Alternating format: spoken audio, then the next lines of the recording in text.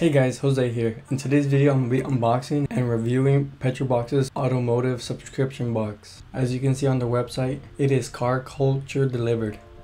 So this is how we get started. You subscribe to a subscription box of your choice. It arrives and then you're off with your day. So I went ahead and got the PetrolBox Premium JDM size medium shirt and wearable gloves. Medium. I chose the month to month and continue to checkout. And this is how much it is for this premium box. So let's get to unboxing.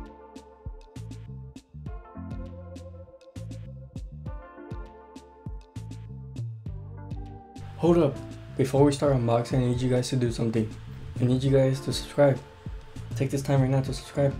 Subscribe. So that we can keep growing our subscribers. Alright, let's get to unboxing. Alright, to start off we got a wash mitt.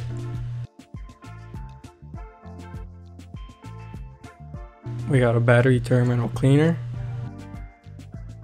A 4-piece hook set. A PetrolBox air freshener, a 5% off for Mishimoto, a Mishimoto Penguin air freshener, a Datsun 240Z sticker, a PetrolBox magnet with the car of the month, Meguiar's interior detailer wipes,